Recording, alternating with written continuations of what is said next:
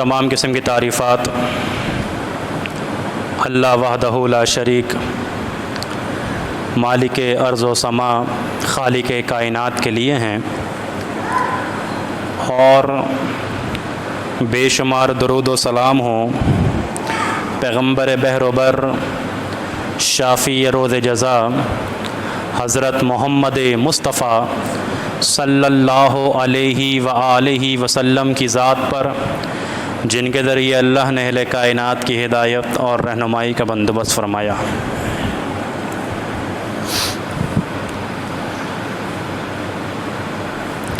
جب سے اللہ رب العالمین نے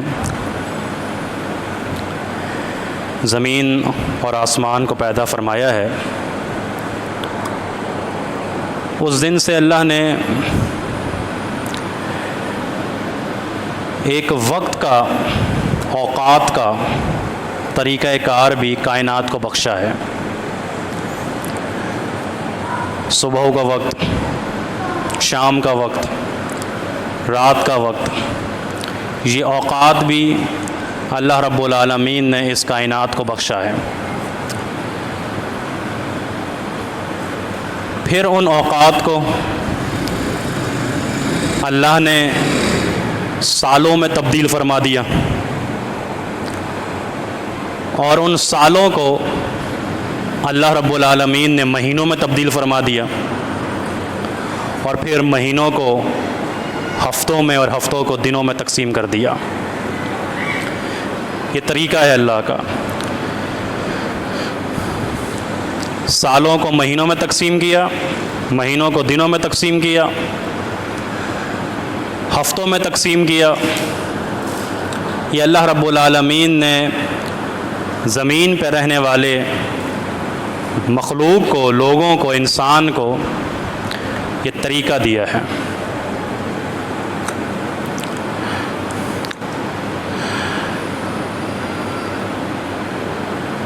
قرآن کریم کی وہ آیت جو بڑی معروف ہے، اور خصوصاً یہ جو ذی الحجہ کا مہینہ آنے والا ہوتا ہے، اس میں آپ علماء کرام سے سنتے ہیں، سورۃ التوبہ کی آیت ہے، ان عدۃ الشہور عند اللہ 12 شہرا فی کتاب اللہ، کہ اللہ رب العالمین کے نزدیک جو مہینوں کی گنتی ہے وہ 12 ہے، 12 مہینے ہیں۔ فی کتاب اللہ، کتاب اللہ میں موجود ہیں۔ کب سے ہیں؟ یوم خلق السماوات والارض، جب سے اللہ نے زمین اور آسمان کو پیدا فرمایا ہے، جب سے۔ آگے اللہ فرماتا ہے منہا اربعۃ حرم، پھر ان 12 مہینوں میں ہی 4 مہینے حرمت والے ہیں۔ المیہ یہ ہے ہمارے معاشرے کا کہ کسی بھی عام مسلمان سے اگر آپ پوچھ لیں کہ بھائی 4 مہینے حرمت والے ہیں، پہلی بات تو اسے یہی نہیں پتہ ہوگا کہ حرمت والے مہینے ہیں کتنے، اور اگر پتہ ہو کہ 4 ہیں تو پھر یہ بات وہ نہیں بتا سکتا کہ وہ 4 مہینے حرمت والے کون سے ہیں۔ بات کو بھی آگے بڑھاتے ہیں، اللہ فرماتا ہے منہا اربعۃ حرم، 4 مہینے ان 12 مہینوں میں حرمت والے ہیں، فلا تظلموا فیہن انفسکم، ان 4 مہینوں میں، حرمت والے 4 مہینوں میں تم نے اپنی جانوں پہ ظلم نہیں کرنا، یعنی گناہ نہیں کرنا، گناہ کے کاموں سے بچ کے رہنا ہے۔ اب ایک عام شخص یہ سوال کر سکتا ہے کہ اگر 4 مہینے ہم ان دنوں میں گناہ سے بچ جائیں تو باقی کے جو 8 مہینے ہیں کیا اس میں گناہ کی چھوٹ ہے؟ نہیں میرے بھائی، گناہ تو گناہ ہے، چاہے وہ کسی بھی مہینے، کسی بھی دن، کسی بھی وقت کیا جائے، گناہ تو گناہ ہے۔ لیکن اگر کوئی انسان ان 4 مہینوں میں، حرمت والے مہینوں میں گناہ کرتا ہے تو اس کی سزا بھیانک زیادہ ہے، وہ جرم بہت بڑا بن جائے گا۔ مثال کے طور پہ جگہوں کے اوپر بھی یہ تخصیص کی گئی ہے کہ اگر کوئی شخص ایک گناہ کرتا ہے اپنے گھر پہ، گالی دیتا ہے، گناہ کا کام ہے، محلے میں نکل کے گالی دیتا ہے، بازار میں کھڑا ہوا گالی دیتا ہے، اپنی دکان پہ گالی دیتا ہے، گالی یہ گناہ ہے، لیکن وہی ظالم انسان اگر مسجد میں آ کے گالی دے تو بتائیے اس گالی کا جو گناہ ہے مسجد میں جو وہ بک رہا ہے، جو وہ مغلظات بک رہا ہے، بکواس کر رہا ہے، اس کا ظاہر سی بات ہے اس کا انجام بھیانک ہے، اس کا جرم بڑا ہے۔ کوئی انسان اپنے گھر میں بیٹھا ہے، غیبت کر رہا ہے اپنے کسی دوسرے مسلمان بھائی کی، گلی محلے میں بیٹھ کے غیبت کر رہا ہے، دکان میں بیٹھ کے غیبت کر رہا ہے، لیکن وہی شخص، وہی ظالم اگر مسجد کی صف میں بیٹھ کر غیبت کر رہا ہے تو بتائیے اس کا جو گناہ ہے، اس کا جو جرم ہے وہ بڑا ہے یا نہیں؟ مسجد کی صف میں بیٹھ کے غیبت کر رہے ہو، مسجد میں بیٹھ کے جھوٹ بول رہے ہو، مسجد میں آ کر گالیاں دے رہے ہو، مسجد میں آ کے شور شرابہ کر رہے ہو، تو یہ جگہ کی وجہ سے جرم بڑھ گیا، گناہ بڑھ گیا۔ اسی لیے گناہ تو وہ 8 مہینوں میں بھی گناہ ہے، لیکن اگر ان حرمت والے مہینے میں وہ گناہ کرے گا تو وہ جو گناہ ہے وہ زیادہ بڑا کہلائے گا، وہ جرم زیادہ بڑا کہلائے گا۔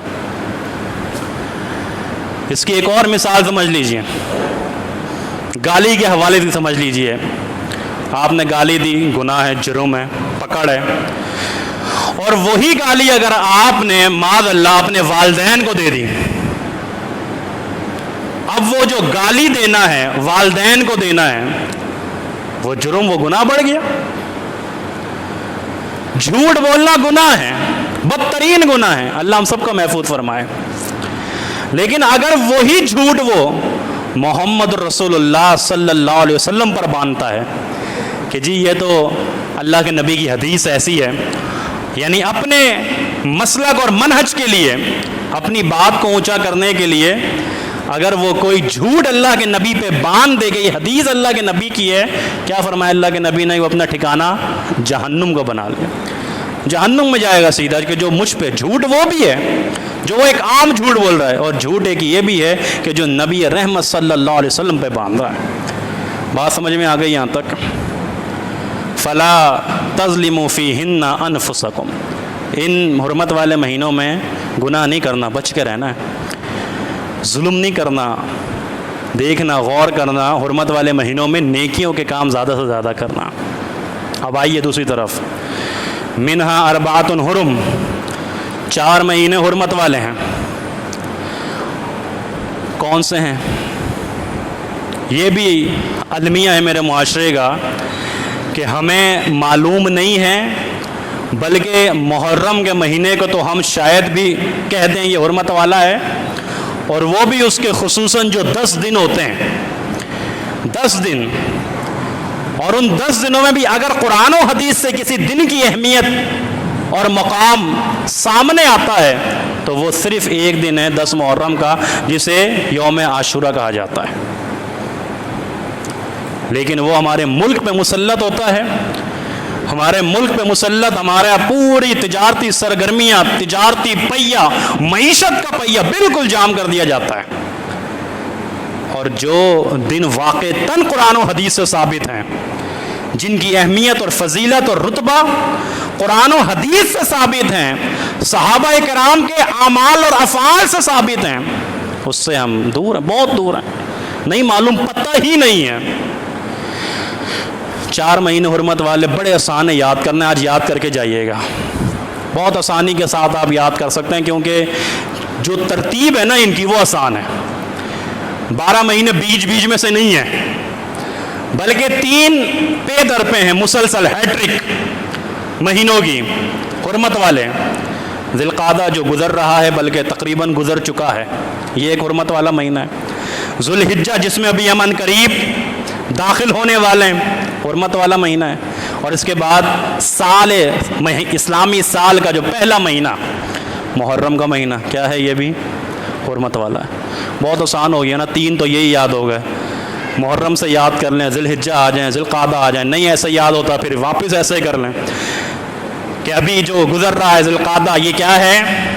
حرمت والا مہینہ، اس کے بعد آنے والا ہے ذوالحجہ، حرمت والا مہینہ، ذوالحجہ کے بعد آنے والا ہے محرم، حرمت والا مہینہ، اور پھر ایک آخری جو چوتھا مہینہ حرمت والا قرار دیا حدیث میں، صحیح بخاری کی حدیث میں، وہ رجب کا ہے۔ رجب کا مہینہ ایک حرمت والا ہے جو بیچ میں۔ تو امید ہے مجھے کہ انشاءاللہ یہ اگر آپ نے توجہ دی ہوگی تو آپ یاد کر لیں گے، اور یاد ہو چکا ہوگا، آسان ہے۔ ایک دفعہ پھر دہراتا ہوں، ذی القعدہ، ذی الحجہ اور محرم، 3 پے در پہ مسلسل ہیٹرک حرمت والے، اور ایک رجب کا مہینہ ہے۔ یہ 4 مہینے اللہ نے فرمایا منہا اربعۃ حرم، ان 12 مہینوں میں 4 مہینے حرمت والے وہ یہ ہیں۔ اور پھر اس کی آپ نے بات سن لی کہ فلا تظلموا فیہن، گناہ نہیں کرنا، بچ کے رہنا ہے۔ اب آئیے، اگر ہم ان 4 مہینوں کے دنوں کو کاؤنٹ کریں کتنے بنتے ہیں؟ تقریباً 120 دن ہے یہ ٹوٹل 4 مہینے۔ ان 120 دنوں میں جو اس کائنات کے سب سے افضل ترین دن ہیں، سب سے افضل ترین دن وہ آنے والے ہیں، اور وہ کون سے ہیں؟ ذوالحجہ کے ابتدائی 10 دن، ذوالحجہ کے شروع کے 10 دن، پہلی تاریخ سے لے کے 10 تاریخ تک، چاند نظر آنے سے لے کے قربانی تک، یہ افضل ترین ایام ہے، افضل ترین ایام ہے، اور ان کی افضلیت خود ساختہ نہیں ہے، یہ بھی یاد رکھیے گا، خود نہیں بنائی ہوئی، خود نہیں گھڑی ہوئی، بلکہ ان کی افضلیت، مقام اور رتبہ قرآن اور صحیح حدیث سے بالکل واضح ہے، بالکل واضح۔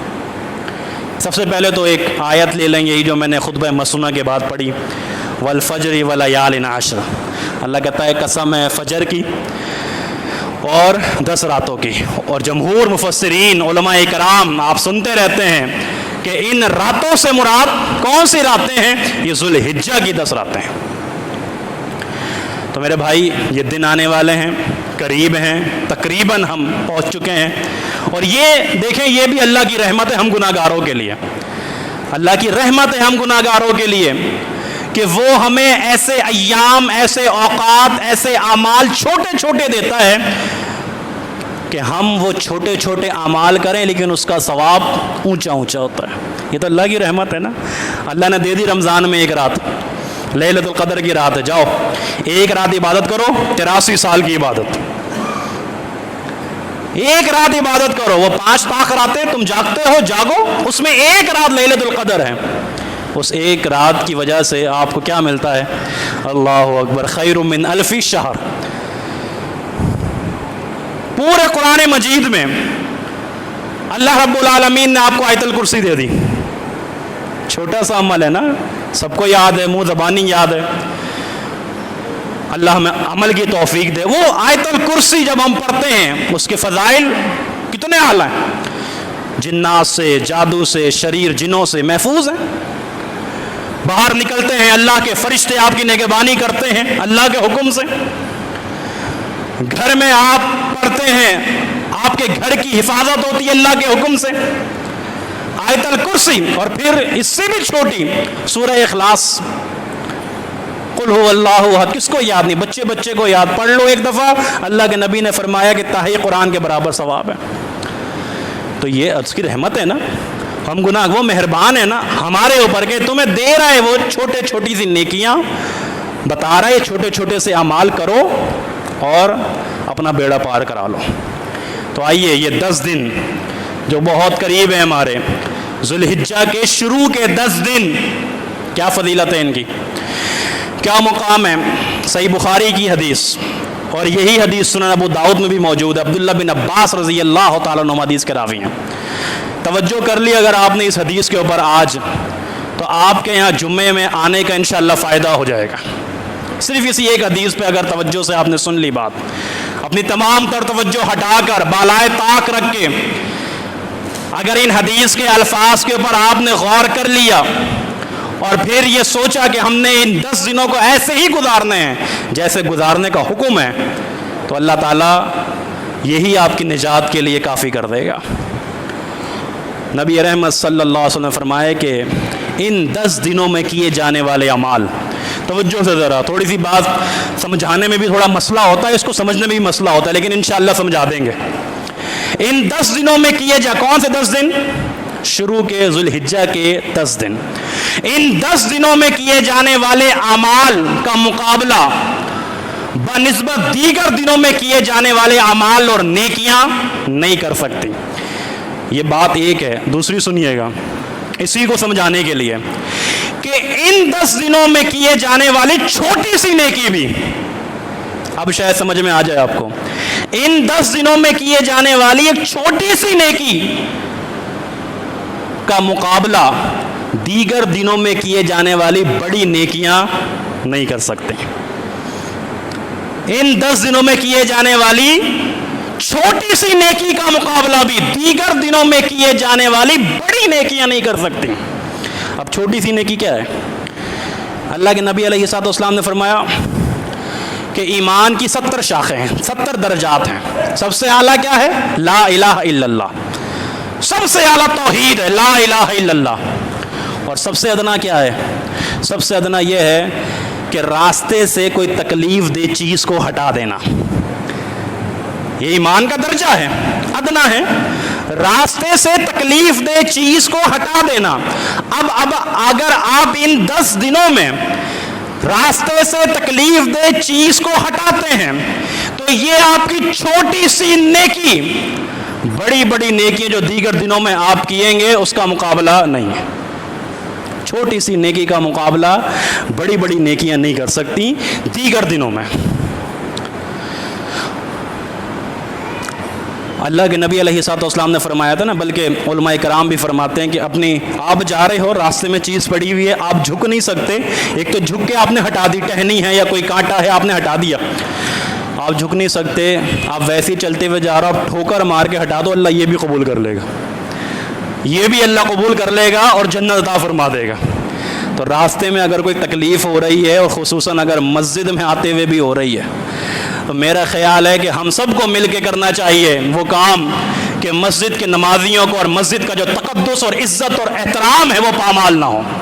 تو راستے میں تکلیف دہ چیز چاہے آپ کے مسلمان بھائی کو تکلیف دے رہی ہو یا پھر آپ کے مراکز کو، مساجد کو، مدارس کو تکلیف دے رہی ہو، آپ کے پاس استطاعت ہے، آپ ہٹوا سکتے ہیں، ہٹا دیں. تو فرمایا، صحابہ کرام نے پھر سوال کیا نا جب یہ حدیث سن لی، الفاظ سن لیے کہ یہ 10 دن اتنے افضلیت، اتنا مقام ان 10 دنوں کا، تو صحابہ نے پھر سوال کیا تھا کہ ولل جہاد فی سبیل اللہ. اللہ کے رسول صلی اللہ علیہ وسلم کیا ان دنوں، دیگر دنوں میں جو ہم اعمال کریں گے، ولل جہاد فی سبیل اللہ، کیا جہاد فی سبیل اللہ جیسا چوٹی کا عمل بھی ان 10 دنوں میں کیے جانے والی چھوٹی سی نیکی کا مقابلہ نہیں کر سکتا؟ کیا فرمایا تھا اللہ کے رسول نے؟ ولل جہاد فی سبیل اللہ. جی ہاں، جہاد فی سبیل اللہ بھی ان 10 دنوں میں کیے جانے والی چھوٹی سی نیکی کا مقابلہ نہیں کر سکتا. اللہ، مگر یہ کہ کوئی شخص اپنی جان اور مال کے ساتھ نکلا اللہ کی راہ میں، میدان جہاد میں، مال بھی قربان اور جان بھی قربان، تو وہ تو اعلیٰ ہے، اس کا مقام تو اونچا ہے، اس کے علاوہ نہیں. اس حدیث سے میں سمجھتا ہوں کہ واضح ہو جانا چاہیے ان 10 دنوں کی اہمیت، اس عشرے کی اہمیت، ان ایام کی فضیلت، ان اوقات کا مقام واضح ہو جانا چاہیے. کتنے اونچے دن آ رہے ہیں، کتنے افضل ترین دن آ رہے ہیں، جس کو ہم نے فراموش کیا ہوا ہے. کس چیز میں؟ منڈیوں کے چکر لگانے میں. جائیے خریداری کیجئے، ایک دفعہ ہوتا ہے، چلو دوسری دفعہ چلا جائے بندہ. نوجوانوں نے آئے دن آنا جانا، گھومنا پھرنا، سیر سپاٹے، تفریح، نمازوں کی فکر نہیں، نوافل کی فکر نہیں، تلاوتوں کی فکر نہیں، ذکر کی فکر نہیں، اذکار کی فکر نہیں، 5 وقت نماز کے پابند نہیں، کھیل سپاٹے، سیر سیاحت، بس نہیں. میرے بھائی ان 10 دنوں کو ایسے ضائع نہ کریں. زندگی تو پگھل رہی ہے نا، پگھل جائے گی، ختم، برف کی طرح. لیکن یہ اللہ کی رحمت ہے نا، اس نے ہمیں عطا کی ہے. وبا کے دنوں میں، بیماریوں کے دنوں میں، آزمائشوں کے دنوں میں رمضان بھی عطا کر دیے، رمضان کے بعد یہ 10 دن بھی ہمیں عطا کر دیے. غنیمت جانے نا. آئیے ان 10 دنوں میں کیے جانے والے اعمال، کون سے ہونے چاہیے؟ نمازیں کمپلسری ہیں، اس کے بغیر تو گزارا نہیں۔ نفلی عبادات کی طرف زیادہ توجہ کیجیے گا۔ نفلی عبادات فرض تو ہے اپنی جگہ پہ، نفلی نمازوں کی طرف توجہ زیادہ کیجیے گا۔ اور پھر حدیث میں تو یہ بھی آتا ہے کہ اللہ کے رسول صلی اللہ علیہ وسلم یکم ذی الحج سے لے کے 9 ذی الحج تک روزہ بھی رکھا کرتے تھے، روزے بھی رکھا کرتے تھے اللہ کے رسول صلی اللہ علیہ وسلم۔ لیکن ایک روزہ ہے، صحیح مسلم کی حدیث، جس کو میں اور آپ یوم عرفہ کا 9 ذی الحج کا روزہ رکھنا ہے انشاءاللہ۔ ساتھیوں نے اہتمام کریں۔ نبی رحمت صلی اللہ علیہ وسلم نے فرمایا کہ جو شخص 9 ذی الحج کا روزہ رکھتا ہے، اس کی فضیلت یہ ہے، اس روزے کا مقام یہ ہے کہ اللہ تعالیٰ پچھلے 1 سال کے گناہوں کو معاف فرماتا ہے، پچھلے 1 سال کے گناہوں کو معاف فرما دیا۔ اور دوسرا اس کا مقام اور رتبہ یہ ہے کہ اگلے جو آنے والا 1 سال ہے، اللہ اکبر کبیرہ، گناہ تو کرے گا نا انسان، غلطی کا پتلا ہے، غلطیاں ہوتی ہیں، فرمایا کہ وہ ایڈوانس میں معاف ہیں۔ 1 سال کے پچھلے اور 1 سال کے اگلے گناہوں کا کفارہ ہے یہ 9 ذی الحج کا روزہ۔ اب مزید بحث کرنے سے بہتر یہ ہے کہ ہم اب اس بحث میں پڑ جائیں کہ ہم نے روزہ اس وقت رکھنا ہے وہ جو عرفے کا دن ہے، یا پھر ہم نے ادھر رکھنا ہے کہ یہاں پہ جو ہم اپنے ملک پاکستان میں موجود ہیں۔ ویسے ہی کٹے بہت سارے کھلے ہوئے ہیں سوشل میڈیا پہ، بہتر یہ ہے کہ اس کو بند رکھا جائے اور یہ ذہن میں رکھا جائے کہ جب آپ کے ملک میں 9 ذی الحج ہو آپ اس دن روزہ رکھیں اور اللہ سے امید رکھیں کہ اللہ رب العالمین آپ کو ثواب عطا فرمائے گا۔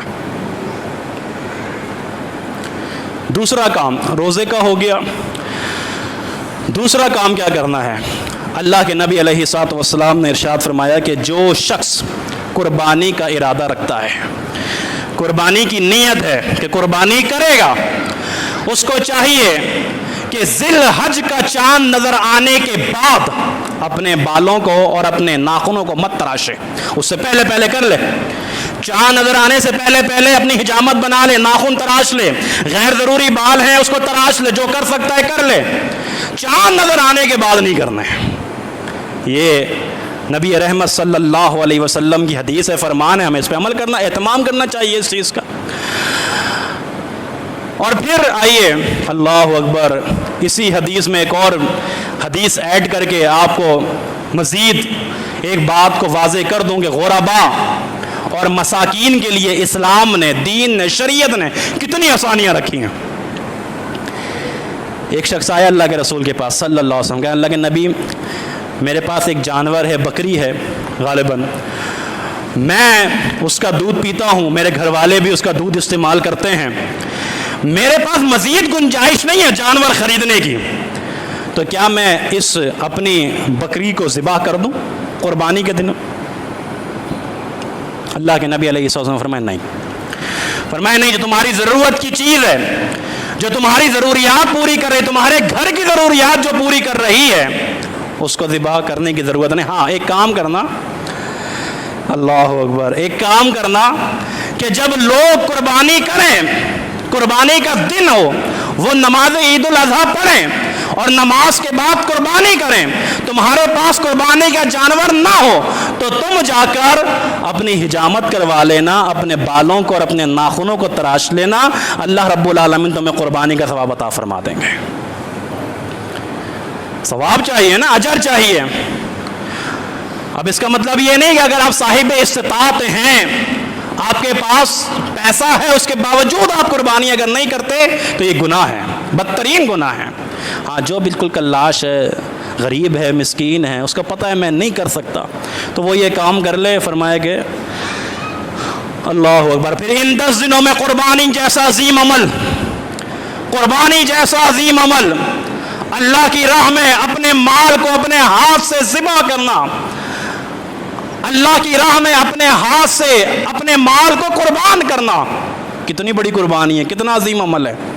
اور کچھ ملحدین اور مستغربین جیسے یہ دن ایام آتے ہیں ان کو سارے فلسفے غربا کے، مساکین کے، غریبوں کے یاد آ جاتے ہیں کہ اتنا پیسہ خرچ کرنے کی کیا ضرورت ہے، اس کو دے دو، اس کو دے دو، یہ کر دو، وہ کر دو۔ انشاءاللہ یہ پروپیگنڈا ہمیشہ ختم ہوتا رہا اور لاکھوں اور کروڑوں کی تعداد میں قربانیاں ہوتی رہی ہیں اور انشاءاللہ ہوتی رہیں گی اللہ کے حکم سے۔ باقی اور بھی، اور پھر میں نے نماز عید الاضحیٰ، خطبہ عید الاضحیٰ پچھلے سال آپ کے سامنے بیان کیا تھا کہ اس قربانی سے جو معیشت کا پہیہ گھومتا ہے، کبھی اس پہ غور کیا؟ اس قربانی سے ان دنوں میں کس کس کو روزگار مواقع نہیں ملتے، کس کس کو نہیں ملتے ہیں؟ ڈرائیور گاڑی چلا رہے ہوتے ہیں، چارے والے ہوتے ہیں، اسٹال لگائے ہوئے ہوتے ہیں، چٹائیاں ہوتی ہیں، کسائی ہوتے ہیں، نہ جانے۔ اور اگر اس پر غور تدبر کریں تو کتنے ایسے لوگ ہیں کہ جن کو روزگار کے مواقع فراہم ہوتے ہیں ان دنوں میں، اور اچھے روزگار کے مواقع فراہم ہوتے ہیں۔ تو قربانی جیسا عظیم عمل بھی ان دنوں میں۔ اور پھر وہ معروف ایک بات ہے، آپ نے سنی ہوئی ہوگی، حافظ ابن حجر رحمہ اللہ کے حوالے سے یہ بات آتی ہے کہ وہ ان 10 دنوں کی جو افضلیت، مقام اور مرتبہ بیان کرتے ہیں نا، لکھتے ہیں کہ ان کو یہ مقام اور مرتبہ ملا کیوں، ان ایام کو، ان 10 دنوں کو اتنی اہمیت، مقام اور رتبہ ملا کیوں ہے، وجہ کیا ہے؟ فرمایا کہ ان 10 دنوں میں ساری عبادات ایک ساتھ اکٹھی ہو جاتی ہیں، ساری عبادات تقریباً۔ اب آپ غور کر لیں، نماز موجود ہے، روزہ یوم عرفہ کا موجود ہے، صدقہ اور خیرات موجود ہے، قربانی موجود ہے، حج موجود ہے، ذکر و اذکار ان 10 دنوں میں، تلاوت قرآن ان 10 دنوں میں، یہ ساری دعائیں، اللہ سے التجائیں، مناجات، یہ ساری عبادات ان 10 دنوں میں ایک ساتھ جمع ہو جاتی ہیں۔ اس کے علاوہ کسی مہینے میں اور کسی عشرے میں یہ عبادات ایک ساتھ جمع اور اکٹھی نہیں ہوتی ہیں۔ ہے یعنی نماز بھی ہے، روزہ بھی ہے، صدقہ خیرات بھی ہے، حج بھی ہے، قربانی بھی ہے، قرآن کی تلاوت بھی ہے، ذکر و اذکار بھی ہے، چلتے پھرتے اٹھتے بیٹھتے اللہ کا ذکر بھی ہے، یہ ساری عبادات ان 10 دنوں میں جمع ہو گئیں۔ پھر آخری بات جو آپ نے اور میں نے جس چیز کا اہتمام کرنا ہے ان 10 دنوں میں، وہ کثرت کے ساتھ تکبیرات ہم نے پڑھنی ہے انشاءاللہ۔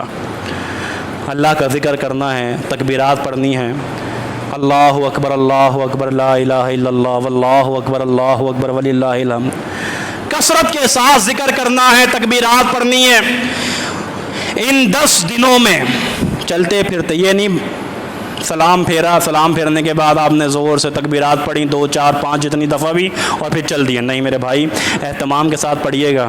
مسجد آ رہے ہیں، مسجد آتے ہوئے پڑھیں، مسجد سے جا رہے ہیں، مسجد سے جاتے ہوئے پڑھیں، گھر پہ بیٹھے پڑھیں، بچوں کا اہتمام کرائیں، قربانی، منڈی جا رہے ہیں جانور خرید، پڑھتے ہوئے جائیے، دیکھیں کتنے اچھے سودے ہوتے ہیں، دیکھیں میرے اللہ تعالیٰ کیسے آپ کو جانور دلواتا ہے۔ اللہ کو بھی تو ساتھ رکھو نا، اپنی عقل ہی اگر ساتھ رکھو گے خالی کہ جی مجھ سے بڑھ کر کون سمجھ سکتا ہے جانور کیسا ہونا چاہیے، مجھ سے بڑھ کر کون جانچ پڑتال کر سکتا ہے، نہیں، اللہ کو بھی ساتھ رکھو، ذکر بھی کرتے رہو، تکبیرات بھی پڑھتے رہو۔ یہ سیر سپاٹے تفریح کے لیے نہیں، عبادت کے لیے جاتے ہو، قربانی عبادت ہے، جانور خریدنے جاتے ہو، یہ بھی نیکی ہے، تو اس نیکی کو ضائع نہ کرو بلکہ تکبیرات بآواز بلند پڑھتے ہوئے جایا کرو۔ جب آپ پڑھو گے، آپ کیا پڑھنا ہے؟ اللہ اکبر لا الہ، اللہ سب سے بڑا ہے، اللہ سب سے بڑا، اللہ کے علاوہ کوئی معبود نہیں، حقیقی معبود نہیں، عبادت کے لائق اللہ کے علاوہ کوئی نہیں ہے۔ جب آپ یہ پڑھ رہے ہو، اللہ کی تعریف کر رہے ہو، اللہ کی تکبیر بیان کر رہے ہو، آپ کو کوئی کچھ کہے گا بھی نہیں، کچھ بولے گا بھی نہیں، آپ اپنے اندر کانفیڈنس پیدا کریں۔ موحدین کو اپنے اندر خود اعتمادی پیدا کرنی چاہیے، احساس کمتری میں مبتلا نہیں ہونا چاہیے۔ جو توحید والے ہیں، جن کے سینے میں اللہ کے ڈر کے علاوہ کسی کا ڈر نہیں، اور جن کے پاس اللہ کے ڈر کے علاوہ کسی کا ڈر نہیں ہے، ان کو کس چیز کا ڈر ہے؟ اگر آپ موحد ہیں، اگر آپ متبع سنت ہیں، قرآن و حدیث سے محبت کرنے والے ہیں، آپ کے سینے میں صرف ایک اللہ کے ڈر کے علاوہ کسی کا ڈر نہیں ہونا چاہیے، سارے ڈر کو نکال کے پھینک دیں. کیوں؟ کیونکہ آپ اللہ سے ڈرنے والے ہیں, کیونکہ آپ اللہ کو پکارنے والے ہیں. تو یہ ڈر, یہ خوف, احساس کمتری کہ لوگ دیکھیں گے نہیں, فحاشی اور بے حیائی پھیلانے والے دیکھتے ہیں کہ ہمیں لوگ دیکھ رہے ہیں, چلے جائیں ابھی بھی منڈی چلے جائیں, جانوروں کے ساتھ بھی ٹک ٹاک بن رہی ہوتی, بن رہی ہے کہ نہیں, میوزک بھی چل رہے ہیں جانوروں کے ساتھ, قربانی کے جانور جو عبادت ہے, جس میں آپ کو اجر ملنا ہے, ثواب ملنا ہے, نہیں, وہ ساری ویڈیو, وہ ساری چیزیں بنتی ہیں کہ جس میں ریاکاری کا عنصر آتا ہے, اور اللہ رب العالمین اس تمام نیکیوں کو برباد بھی کر سکتا ہے. ان کے اندر تو بڑا کانفیڈنس ہے, ان کے اندر تو بڑی خود اعتمادی ہے, وہ پھر چاہے لڑکا ہو یا لڑکی ہو, ناچتے پھر رہے ہیں, گاتے پھر رہے ہیں, میں اللہ کا ذکر کروں, میں تکبیرات بیان کروں, مجھے شرم آئے. چلے جائیے دیگر علاقوں میں, پوچھئے جا کے, بچوں سے جا کے کہیے بیٹا کوئی گانا سنا دو, وہ آپ کو کانفیڈنس سے سنا دے گا. اور معاذ اللہ, اللہ ہم سب کو محفوظ فرمائے, ہماری اہل و اولاد کو محفوظ فرمائے, ناچ کے بھی دکھا دے گا. لیکن میں مسجد آتے ہوئے تکبیرات نہیں پڑھوں گا, میں مسجد سے جاتے تکبیر, میں منڈی جاتے تکبیرات نہیں پڑھوں گا, مجھے شرم آتی ہے. اللہ کا نام لینے میں شرم آتی ہے, اللہ کا ذکر کرنے میں شرم آتی ہے. نہیں پڑھا ابو ہریرہ رضی اللہ تعالیٰ عنہ کے بارے میں, عبداللہ ابن عمر رضی اللہ تعالیٰ عنہ کے بارے میں, نکلتے تھے بازار میں اہتمام کے ساتھ کہ تکبیرات پڑھیں گے, نکلتے تھے بازاروں میں, گلیوں میں کہ اللہ کی توحید کے ترانوں کو باواز بلند کہیں گے, نکلتے تھے وہ سڑکوں پہ اللہ کی توحید کو بیان کرنے کے لیے. تو میرے بھائیوں اور دوستوں, ان 10 دنوں کو غنیمت جانو, وہ دن اور وہ ایام کہ جن کا تعلق قرآن و حدیث سے نہیں ہے ہم پہ مسلط کیے جاتے ہیں, اور جن ایام کا تعلق قرآن و حدیث کے ساتھ ہے اس کو منڈیوں میں, سیر سپاٹوں میں, ادھر ادھر, بلکہ پتہ ہی نہیں نا, علم ہی نہیں ہے. تو اب یہ سنا ہے آپ نے خطبہ, آپ دوبارہ بھی سنیے گا, علماء کرام سے بھی پوچھئے گا, اور ذرا جا کر اپنے اہل و عیال کو بھی, اپنے گھر والوں کو بھی, اپنے اقرباء کو بھی, اپنے ہمسایوں کو بھی بتائیے گا بھائی سب سے بڑھ کر افضل ترین دن آ گئے ہیں, سب سے بڑھ کر افضل ترین دن آ گئے ہیں, ذوالحجہ کے شروع کے 10 دن. اللہ سے دعا اللہ ہم سب کو عمل کرنے کی توفیق عطا فرمائے.